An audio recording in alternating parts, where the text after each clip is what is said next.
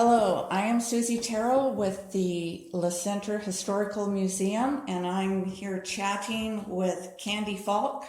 Today is August 4th, and we're going to be chatting about how she came to Clark County. And the first question I want to ask you is, what's your real name? You're talking to Candy Irish. Well, I've heard a story that I know Candy Falk is not your real name. Right. And that it's Donna. Donna. How do you get Candy out of Donna?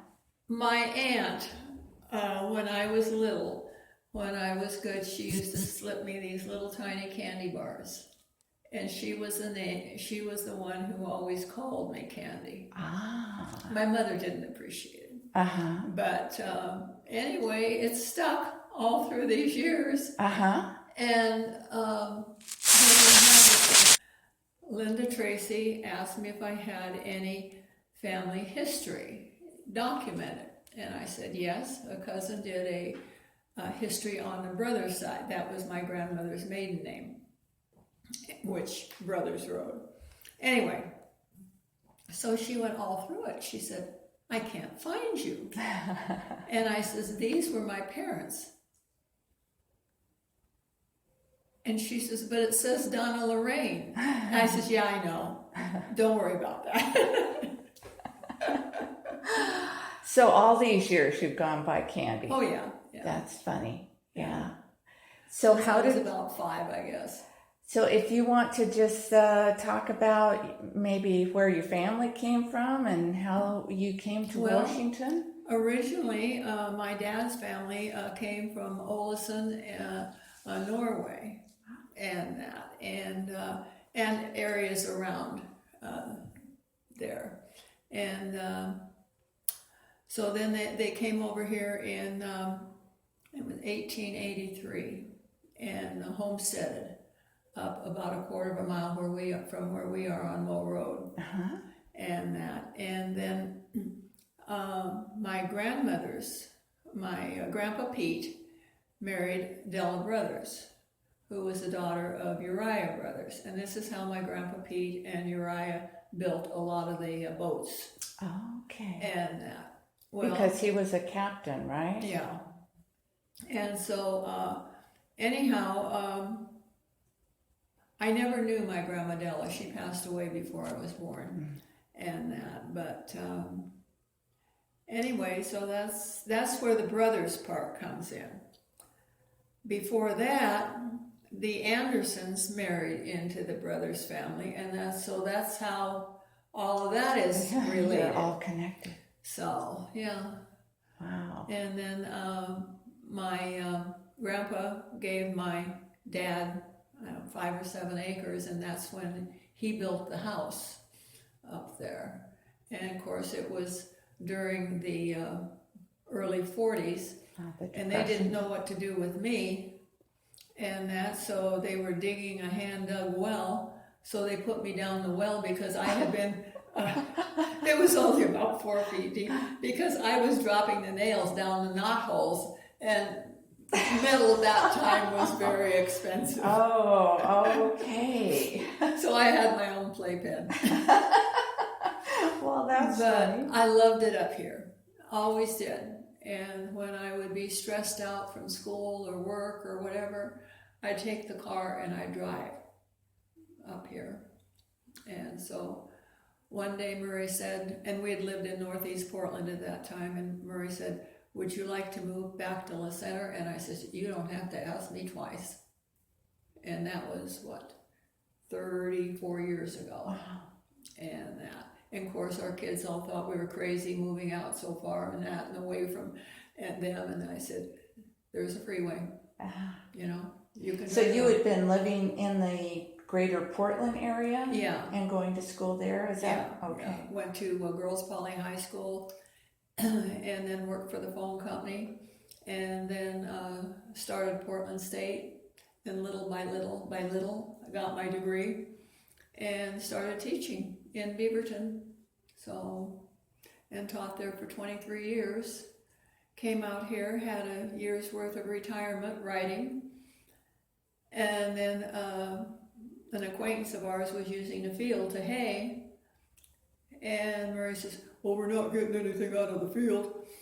He says, we might as well plant something. And just offhandedly, I said, we'll plant blackcaps. And he says, what's that? I says, it's black raspberries.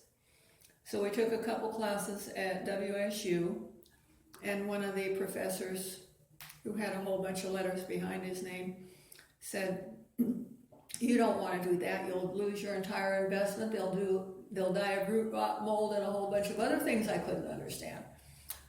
And he says, everybody's taking them out. Nobody's putting them in. I nudged Murray and I says, we're putting them in. And he says, you weren't listening. I says, no, you weren't listening. And he says, everybody's taking them out. That's been, I think now it's 24 years ago. Wow. We still have some of the original plants. I'll be darned. So that's how we kind of got started in that. And then one day we had 900 pounds that we didn't know what to do with, because we were selling them off the porch. Oh, okay. And so a friend, Carla Coons from Coons Farms, gave us the name of her processor down in Newburgh, whom we were working with for 23 years. And so he took down the berries and my recipe, and then the following week we were at Vancouver Farmers Market. And it's mushroomed since then. And Grandma Candy's jam was born. It was born, yeah. And now we're in the Hawkinson Market. Linda Cotton, who has the great big white tent along 503 there by Brush Prairie, she's carrying our stuff. And I'm going to approach the fellow with a grocery outlet down in Woodland. Uh-huh. And so it's going now. What we're ever going to do when we want to truly retire, I have no clue. Is your granddaughter getting involved? Yeah, Heather and Ben do the Vancouver Market almost every weekend. Mm-hmm. And that. So in fact, she just took down an order. A lady called, and so she says, are you still doing the Vancouver Market? And I said, yes. So she says, here's what I want, and I'll pick it up there. So nice. We marked it forward. We got 2 mail orders to send out, and so nice. it keeps going. And everybody's asking for the apple butter, and I said, in the fall when the apples come in, because when we were all tied up with that new processor that didn't want to do our apple butter, there was no way we could order apples because we had nobody to process them. Uh-huh. So, how many acres do you have of berries? I'd say probably about 2.5. Okay. And we get about between 4,000 and 4,500 pounds a year out of them. And I'm going to contact the people that have Annie's now, because their bushes are just overloaded, and see if I can't have a couple of my kids go over and pick a couple 100 pounds of them and buy them from them, and then we'll have them for our black-cap blueberry. Oh, yeah. And that's so we won't have to buy the blueberries from outside sources. So do you buy the apples from others? You don't have any apple trees of your own? No. When my granddaughter said, Grandma, you just have to put your apple butter on the market, I says, honey, I have 6 apple trees. Yeah. You know? And she says, you can find somebody that doesn't spray. Well, we did up in Parkdale. So we get all of our apples from Randy up in Parkdale.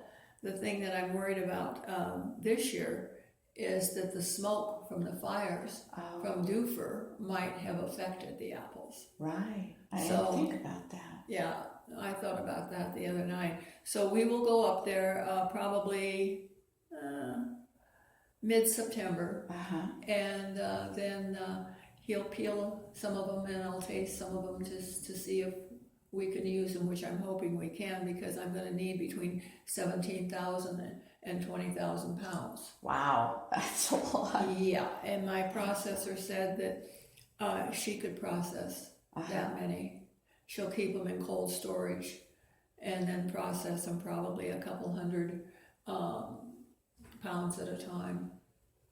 Wow. Yeah, so. And you and Murray do all the labeling of the jars?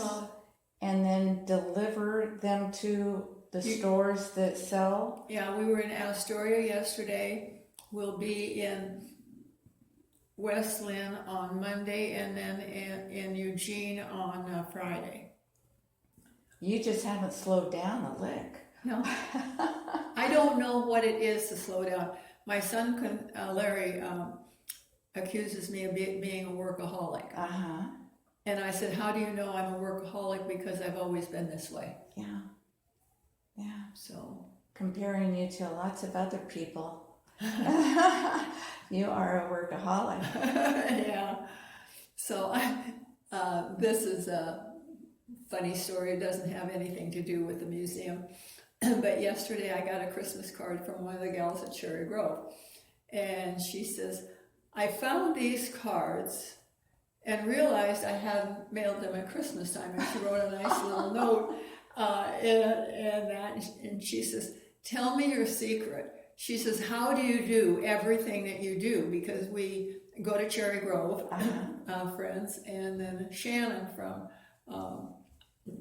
Highland Lutheran goes with me because I still have a hard time lifting the big bags of coats. And there's a man who buys new coats, and we get about 20 or 30 at a time.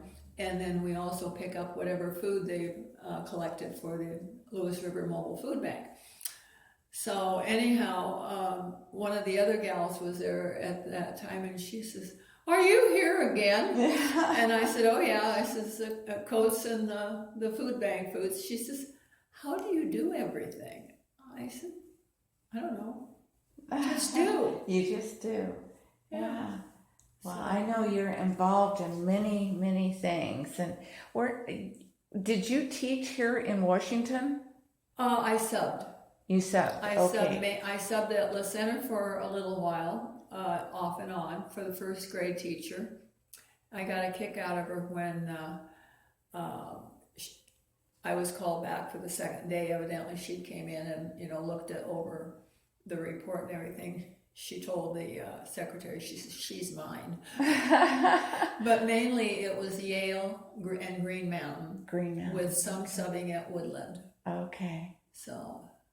Green Mountain, you and Murray took us there when you were showing us around when we first moved. It's a cute little school. Yeah, I heard that it was one of the richest school districts around because of, did they have natural gas there, or what was it? No, it's the PP&L owns all of the Merwin, Spelei, Yale, Crescent Bay, all of those dams and things on the river.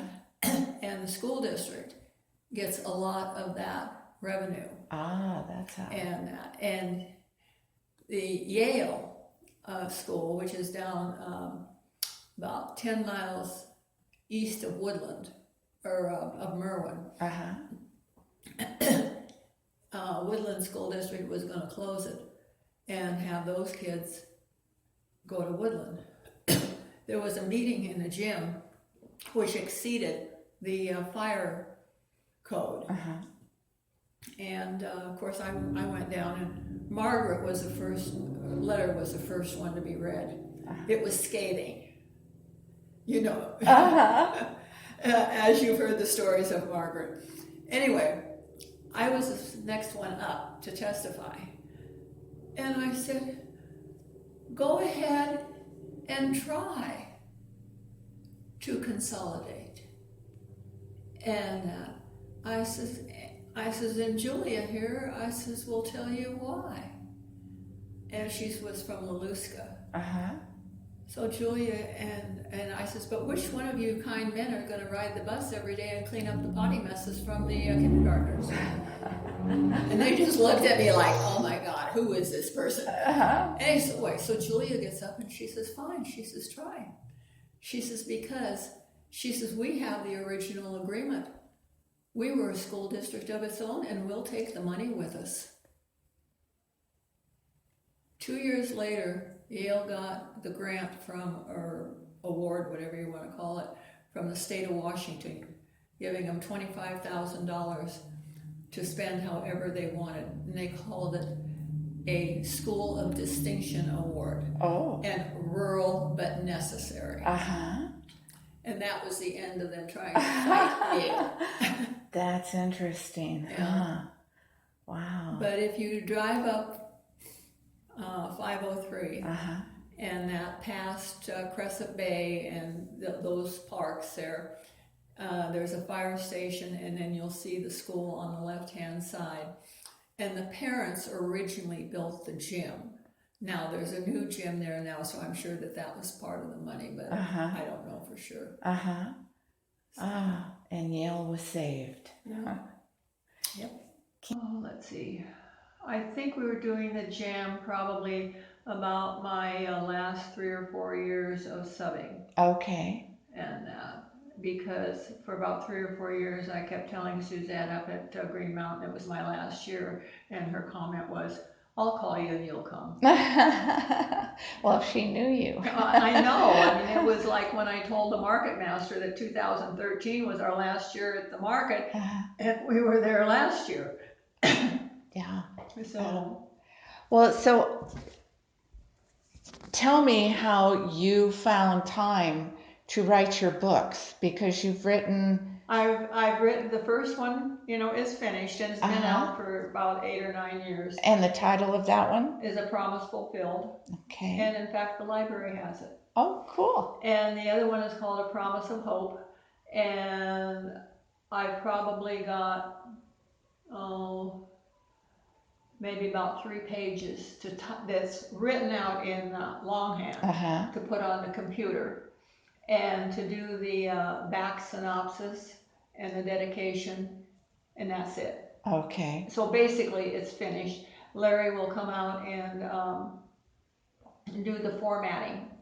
That's where you take it from the 8.5 by 11 page down to the 5.5 by 8, and then put the title up here and slash the author and then the page number. And then because he's already taken a picture of the lilac bushes, which is on the front, the front cover.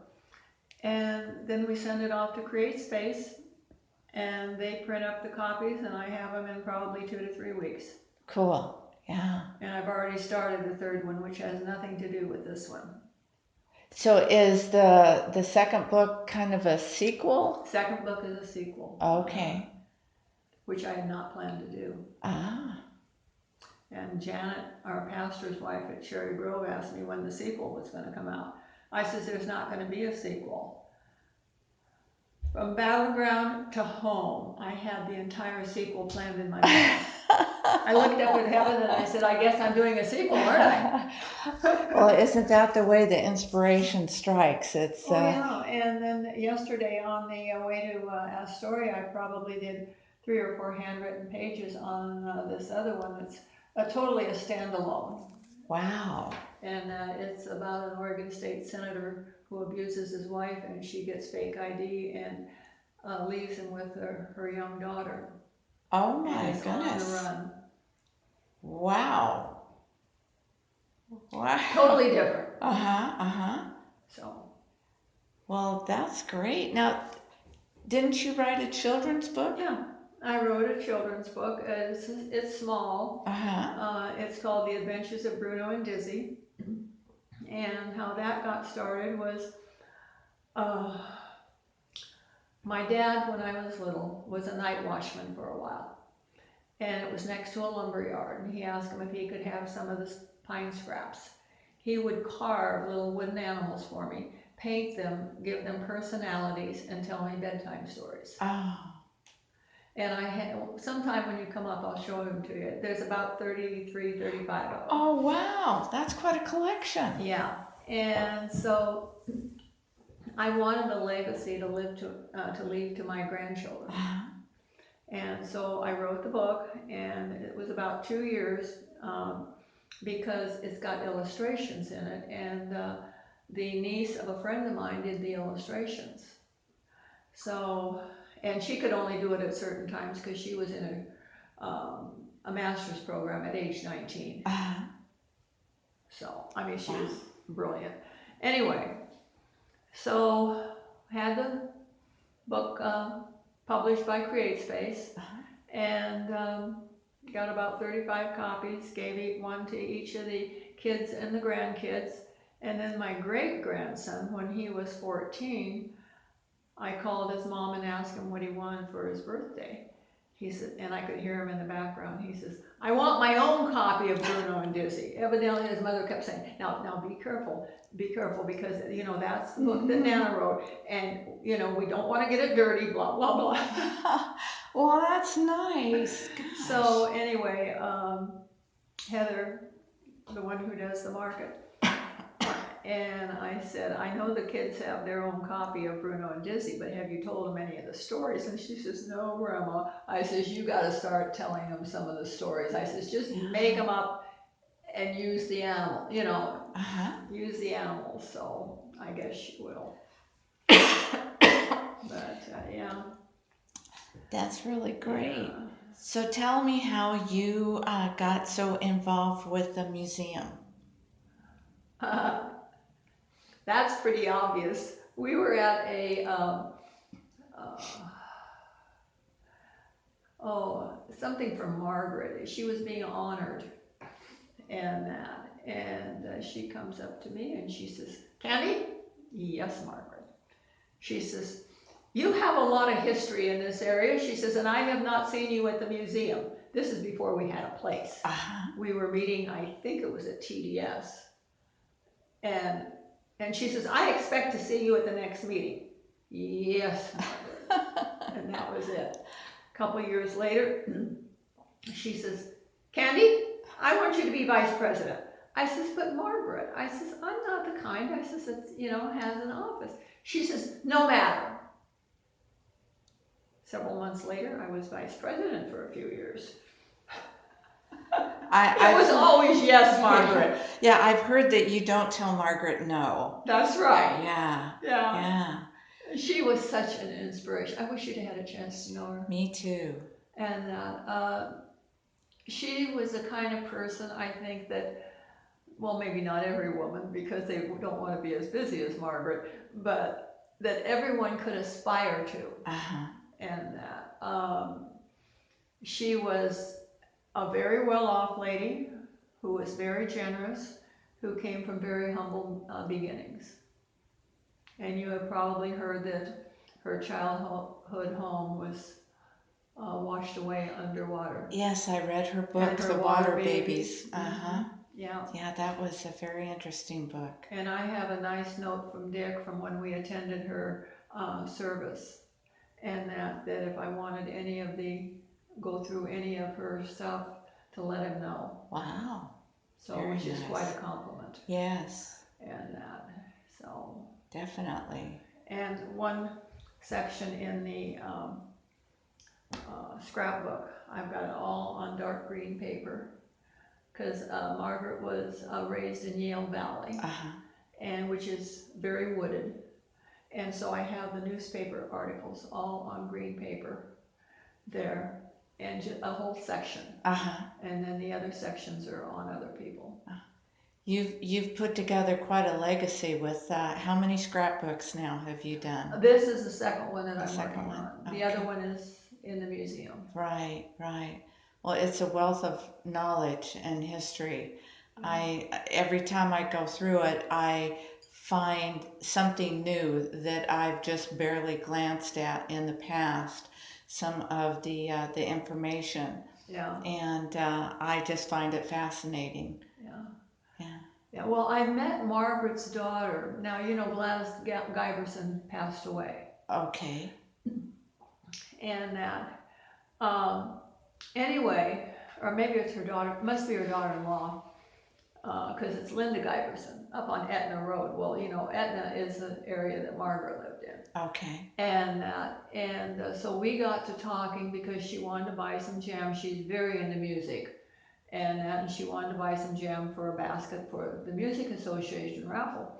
So I said, fine. So she came up to the house and we must have talked for 3 hours. And so I'm going to go down to her place. I'm kind of waiting until the death of Gladys kind of settles down. And then we're going to go through some stuff and have a nice chat. Nice. Yeah. Because I'm sure there's still tons of information Tons. that we would happily glean the history from. Oh yeah, definitely, Yeah. definitely. Uh, Yeah, and Margaret was a very generous person. And of course, I told you about the time that she called me, and oh, like around 11 o'clock in the morning, okay. and she says, "Candy?" "Yes, Margaret." She says, "I want to go to lunch." What time, Margaret?" So I drive up to her place and I open the Toyota door and she says, "No, no, no." She says, "We're taking my SUV." She had a Cadillac SUV. Oh. And I'm going, "Please, Lord, don't let anybody get this car." Yeah. And so anyway, I started for the freeway and she said, "No, no, no, turn here." So she was telling me about everybody's house that she knew along the way. And it took us about 3 hours to get up to the Columbia Gorge Hotel where she wanted to go. Oh my goodness. And then we had a nice 2-hour lunch on the patio. Uh-huh. And then we came back, also going the back roads. Uh-huh. Yeah. And I have a picture of her at the Columbia Gorge Hotel, and I have a picture of the both of us. Yeah, how nice. Yeah, That's a quite special lady. lunch. Yeah, she was quite a lady. So, was it because of Margaret again that you got involved with the Friends of the Library? Yes.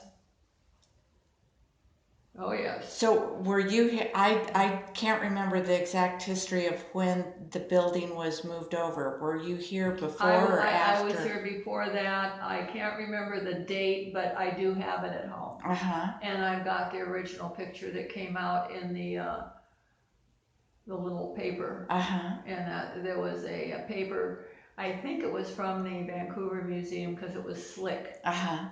And that it wasn't regular newspaper print. And it showed them moving it up there. And there was a parade.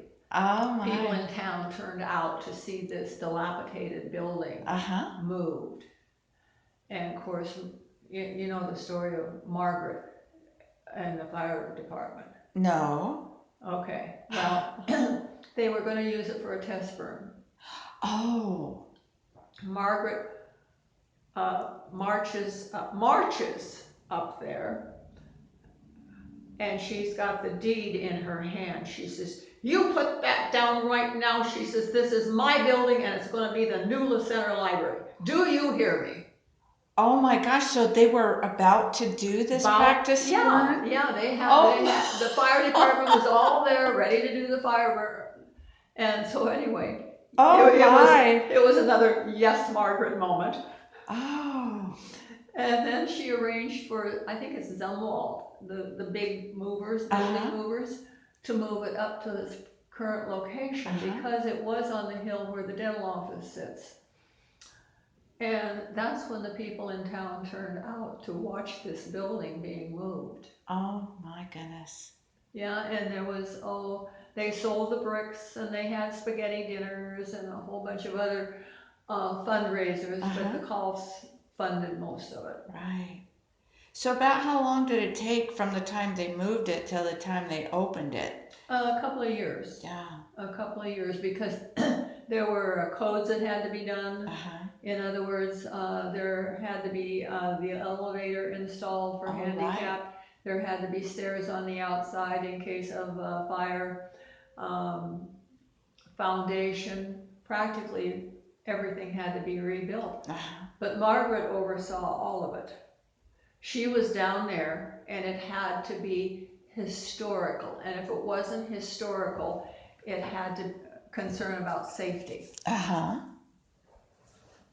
My gosh. Well, then by the time the building is actually done, I assume that it took even more time for the library system to get in there and get set up.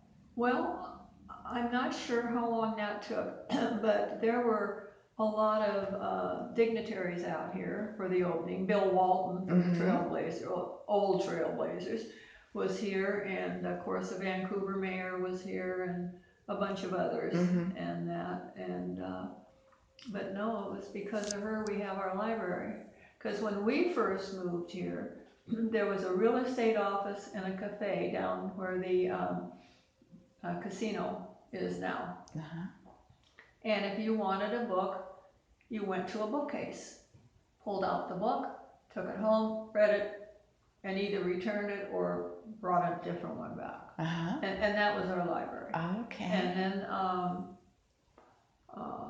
Ruth Rivers and I were on a community ed committee, and I said something about it'd be nice if we had the bookmobile out here. Well, her husband was on city council at that time, and she told her husband when he picked her up, she says, even Candy thinks we ought to have a bookmobile out here. Well, in about 3 or 4 months, we had the bookmobile, and that's what we had until the library. Okay. And now, Yale, when I was subbing at Yale School, they had the bookmobile coming up about once every 2 weeks, and now they are getting their own library Oh, yay. out there. Good for them. And Julia from the Laluskas and Mariah, her sister, they're both responsible for that. Uh-huh. All right, good deal. Yeah. Well, back up a minute to Bill Walton. Now, I've heard stories that he grew up out here in La Center. Not grew up, but he was part of a commune at one time. Yes, he was a part of a commune. Now, as you go down Pacific Highway, and I'm not sure just what road that it's on, but to the right, up this one road, and it's not Siebler Road, there's a log building, not very big, and that was where they met. On the corner here, where Anthony's Okay. is where they had their bakery. Anthony's Bar and Grill, the 4th Street Bar and Grill. I don't think they had, no, they didn't have that, because that had always been the La Center Tavern. Okay. And but where the bakery was, or where Anthony's was where they had their bakery, and that's kind of how they made some of their money. Okay. And of course they probably made it with marijuana too, but So was it a big deal? A big no population there at the commune? Okay. No, I'm probably maybe 50. Okay. 60 at the most. But that's a few. Did you know anything about it, or was the town for or against it, or was anybody even concerned? They kind of kept it quiet, and as far as I know, the one thing that was scary, and this was in the early 80s when Murray and I were out here. We were having lunch down at the La Center Cafe, and here comes this great big long limousine with the Rajneesh in it. And I told Murray, I said, oh shit, pray that they go somewhere else, because we thought they were looking for land out here, as well as antelope. And of course they had taken over antelope, and because their population outnumbered the voters in antelope. Anyway, so they went right on, and I said, thank you, God. Yeah. But it was scary to see them come through a small town like La Center, and at that time we probably had like 600 people. Tiny. Yeah. Tiny. Yeah. So. Wow. But yeah, a lot of interesting things that happened before the casinos went in, and well, reading back through all the information that you put in the scrapbook, I'm amazed to see how many businesses there had been here. The story of the 2 pharmacies. Oh yeah. And the man who burned down he basically killed himself in the fire. Yeah. But 2 pharmacies here in town. Yeah. And wasn't there a photographer studio in between? I'd have to reread. I don't remember. There was a drugstore, and I don't know where it was, that you could take your film to be developed. Now where it went from there, I don't know. But I think there was a shoe store. Well, there was Rhodes Mercantile. And they carried everything. And Now this was when we lived out here when I was about 4 or 5 years old before we moved into Portland. Uh-huh. My folks were in there talking to the owners, and of course we knew them because we were also related to the Rhodes. And all of a sudden they turned around and they looked for me, and my mother was mortified. I was sitting in the window on the toilet seat. I had never seen a toilet before because we always had the outhouse. So this was the display in the window. This was brand new, and I tell you, my! she raced up there and pulled me. I can still remember her pulling me off. Oh, that's funny. And no, it was a regular general store with everything in it. You could buy bags of flour, or you could, buy tools or whatever, and yeah. So. And so many things are gone now. Oh yeah. All of those stores, and then of course the skating rink, which was a real big deal. Yes, it was. How long did that make it? It was there in, let's see, I think it closed down as a skating rink in the early 80s. Oh. But the building was still there. And so here's the skating rink here, and then to one side here was the Center Cafe. Uh-huh. And then next to that was a real estate office. And the real estate office was the one who had the bookcase in it. Uh-huh. So it has evolved a lot. Did you, were you here when there was a gas station, and I forget the name of the man who ran it, but he had a monkey that kids would come and feed the monkey peanuts in a cage. I don't remember the monkey. I do remember the gas station and now where the end of the casino is, before you get to the parking lot in that little building there. There was a woodworking shop, and that would like build chairs or repair stuff and things like that. And of course, I think I told you about Maddie Sheldon, didn't I? Yes, well, I read that in the book. Yeah, she was a midwife. The funny thing about Maddie was some of us from the Imperial Skating Rink in Portland came out here to skate, and they closed down late, on weekends. And well, the fellow who had the car, he was low on gas, and there was nothing out here open. I says, I know where we can get some gas. And he says, there's nothing out here. I said, trust me. So I knock on the door, and it's about 11 o'clock at night. Maddie answers. She says, what do you want? I says, we need some gas. And who are you? I says, I'm Pete Moe's granddaughter. Oh, okay, but don't wake me up at this hour again. Oh, gosh. There were some real characters out here. Yeah. And then up by us, the Sorensens, Ralph and Vi. And now, did I tell you about the Blueberry Buckle? No, I don't recall that. While we were building, now this was like 82, Ken Anderson, who was also a cousin, this is where the parrots live, and he had baked us a blueberry buckle and took it up to Ralph and says, I don't know when Candy and Marie are going to be here, but would you give this to him? Sure. Well, no thank you, no acknowledgement, no nothing.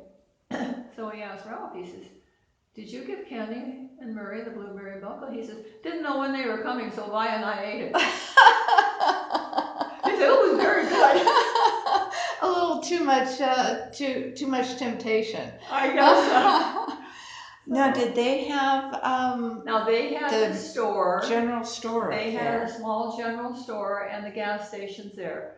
Very much like the View. It was very much like the View store. Okay. Now the View store had gas stations up until a few years ago, and then they took them out. And it looks like somebody else has recently remodeled it in It's there. now called Kohl's, Uh-huh. and I've been in there a couple times, and it's nice, it's clean, it's small. Uh-huh. So if I need a quart of milk or Sure. something, I'm gonna just head up there and forget Safeway in Woodland. Right, right.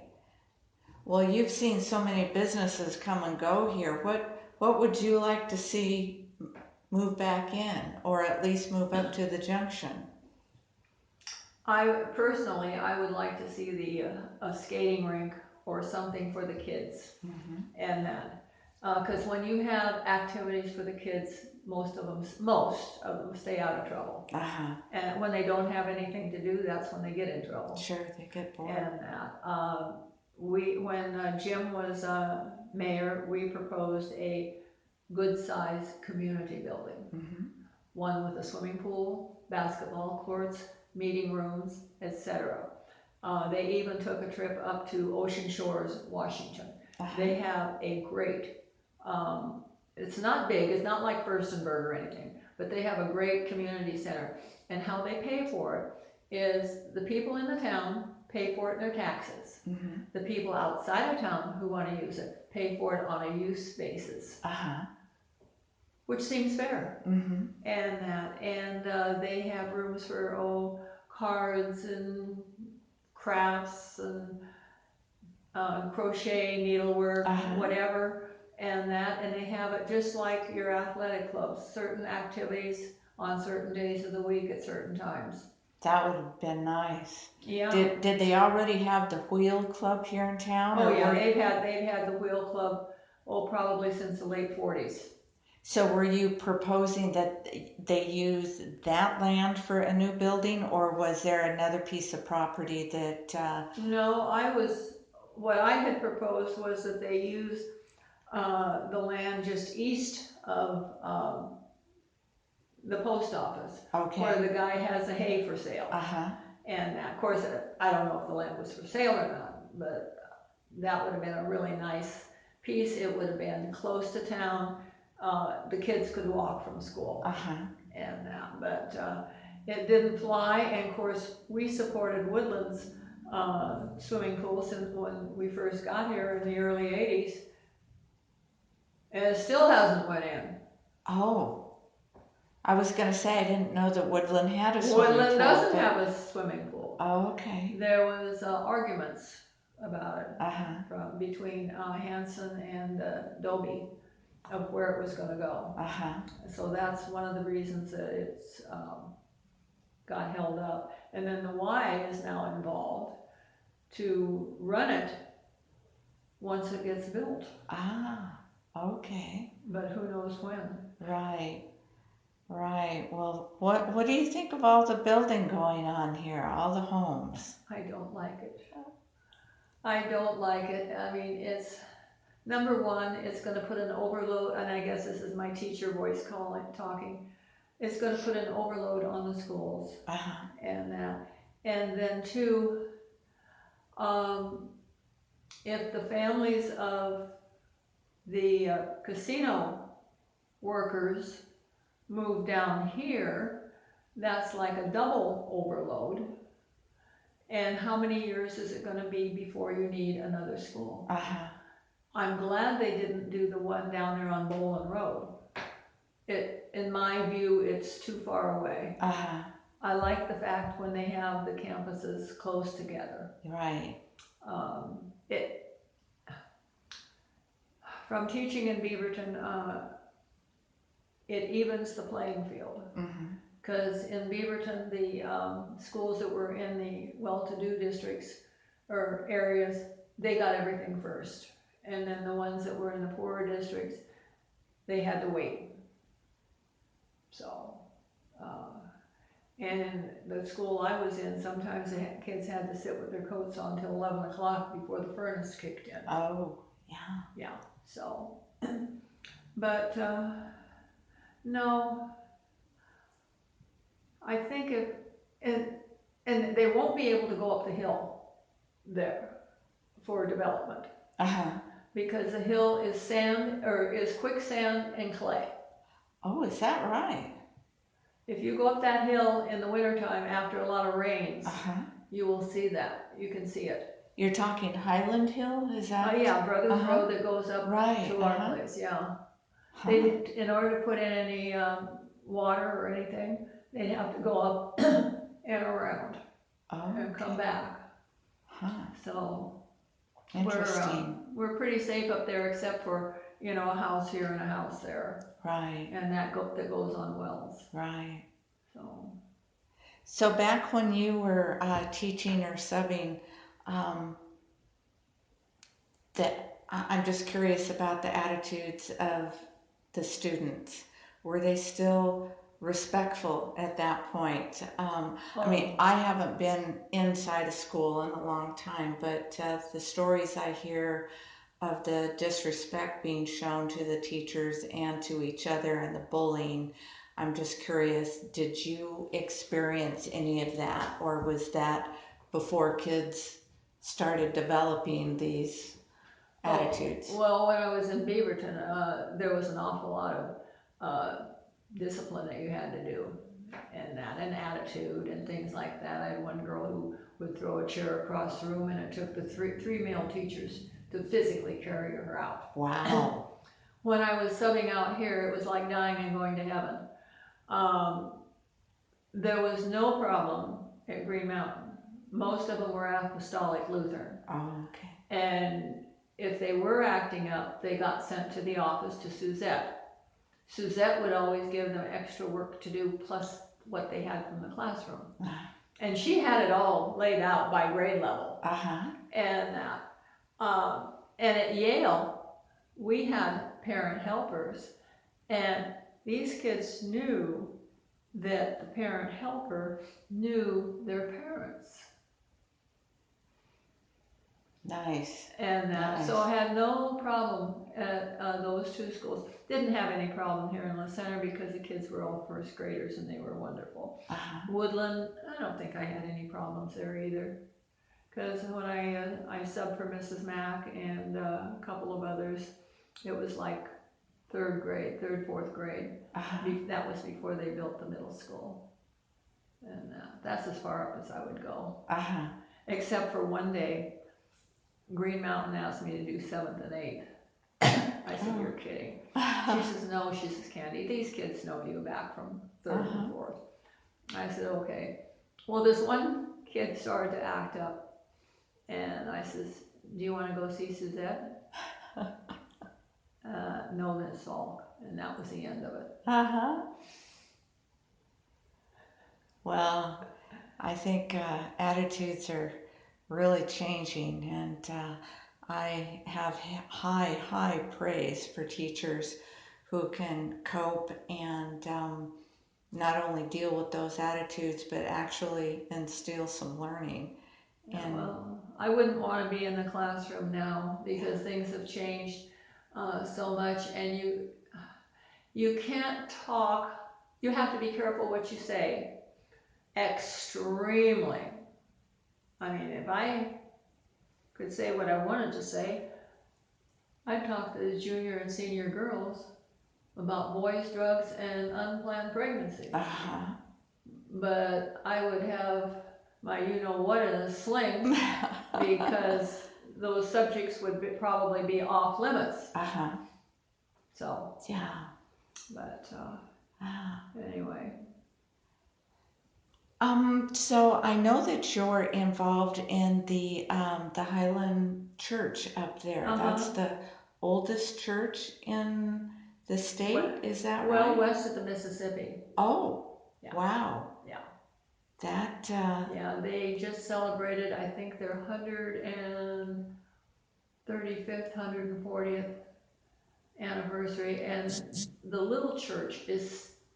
They use it, you know, during Lent and Christmas time and weddings and that. In fact, my son was married there. And then they use the other church the rest of the time.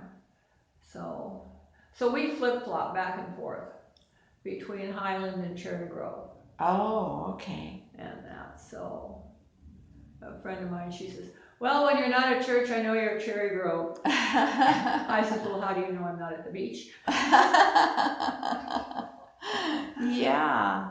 Well, it's a wonderful community we have here, It and is. I'm very thankful for people like you and Murray who know the history of it and like to pass it down. I know when we first moved here, you guys showed us around and Yeah. told us about, you know, every nook and cranny that you could find, and it's a true blessing for the Yeah. community, I think. Well, so much of the time the history is lost, and I'm more than willing to share what I know. I only wish that we could have stayed out here and that.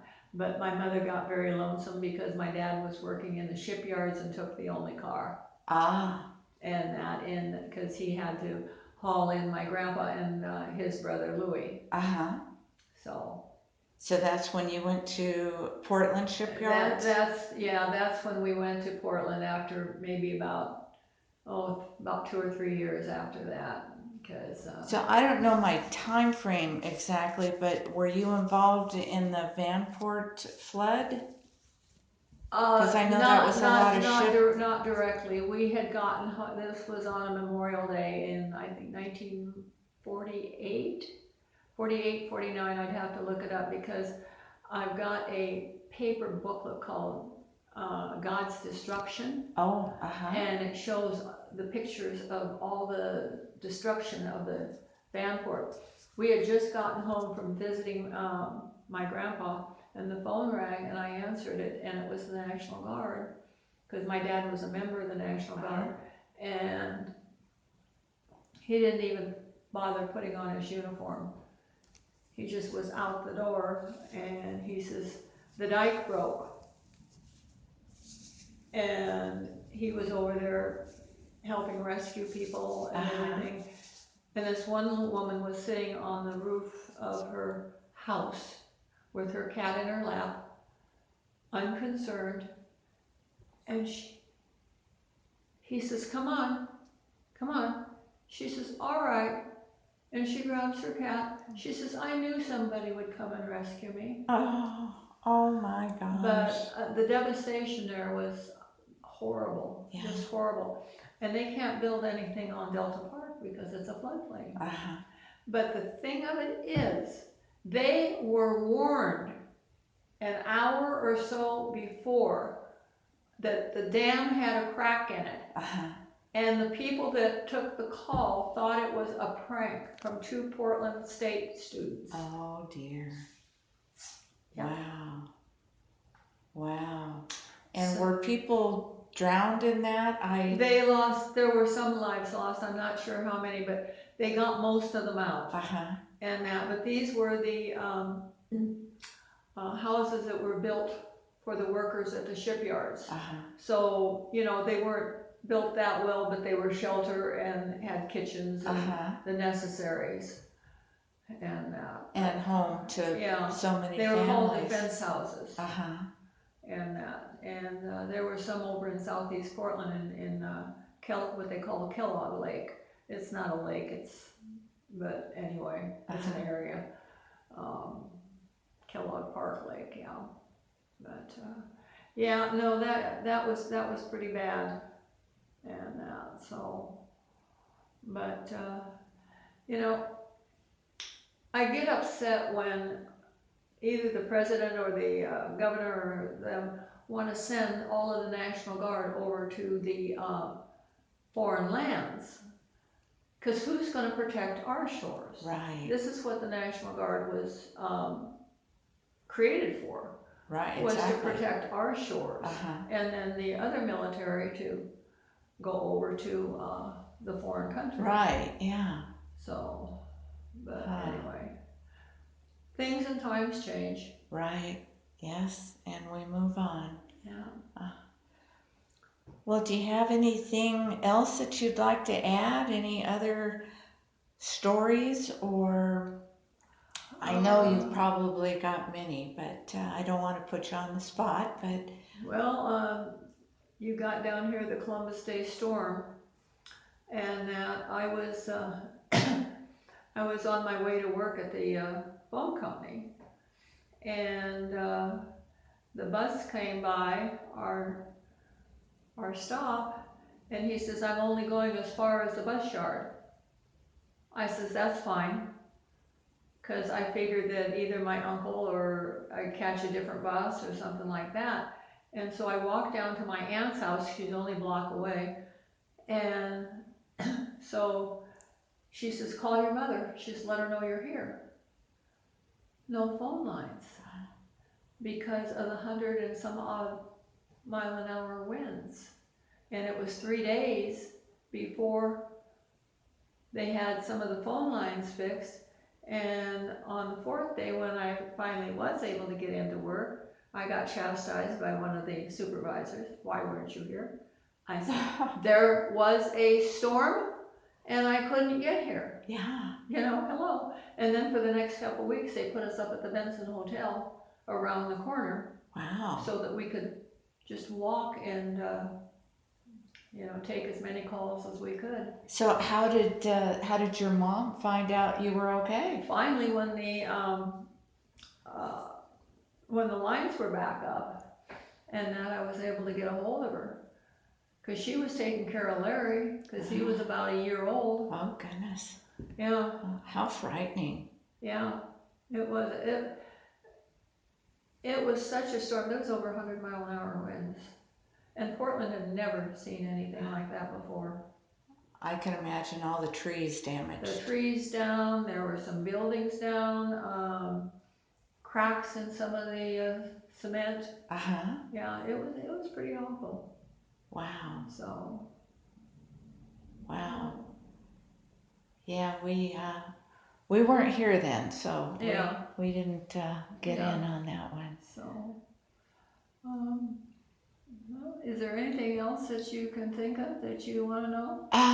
No, I mean, I didn't have anything more specific. I just wanted to chat and get some background, but I do appreciate you taking the time to do this for me. No problem. And I just every time I do one, I learn more about our community, and that's what I enjoy. And Margaret.